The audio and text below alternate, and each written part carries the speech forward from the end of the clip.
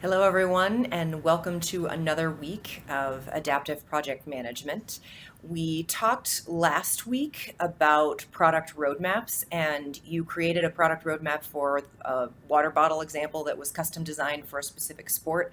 I really enjoyed reading those roadmaps, and I will be giving you feedback about them in the form of when I give you feedback for your discussions, I'll also give you feedback on the roadmaps. But I really liked the way that everyone laid out a plan that provided both direction and flexibility. That's a very important balancing point in Agile. You need to know where you're going, but you need to be flexible in how to get there. It's kind of like Google Maps or Waze if you've used the Waze, I think it's Waze app. So you know where you're going, but something might get in the way and you have to be able to adapt. Well, imagine if where you're going was changing a bit too. That's what a product roadmap is able to provide for you. So great job on those. I will be giving you individual feedback by the end of the day, so please take a look at that. The other, so actually this week we are going to be moving into one of my personal favorite activities, which is story creation and prioritization. There's an excellent video. It's one of my favorite go-to videos on what I would consider to be the perfect story. The biggest challenge that I've found in story writing is writing a story or an epic or a task that communicates what needs to be done without prescribing how to get it done. And that's a fine balancing point.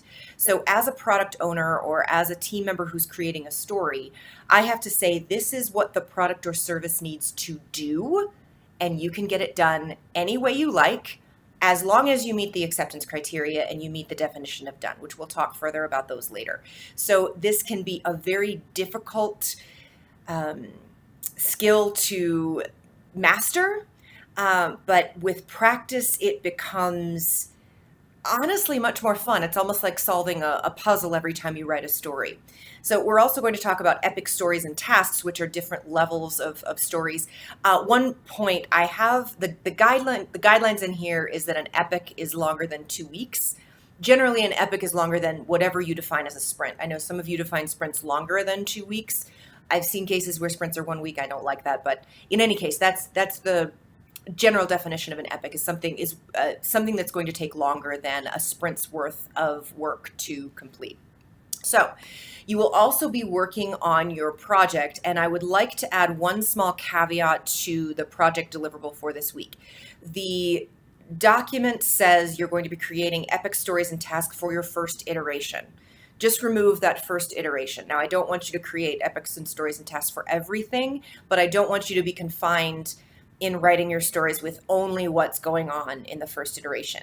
The idea is to create a backlog. So you've got this product, maybe your goal is the backlog for the first MVP, or maybe it's just throwing as many stories out there and seeing what sticks. Again, the goal of this project is to produce something that another team could pick up and run with. So if you had a healthy backlog with epic stories and tasks, then another person would understand what needs to be built along with your product vision and your roadmap and be able to execute on it. So that's your goal. So think of it that way. I do expect at least one example of an epic, one example of a story, and one example of a task in your backlog, just to make sure that you're practicing these things appropriately. So I am going to change the deliverable for the week 6 project.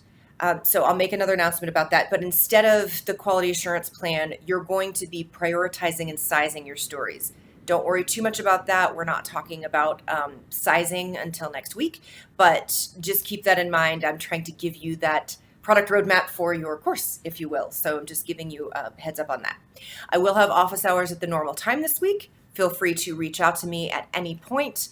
I look forward to reviewing all of your, or providing feedback for all of your product roadmaps, and I hope you have a great week.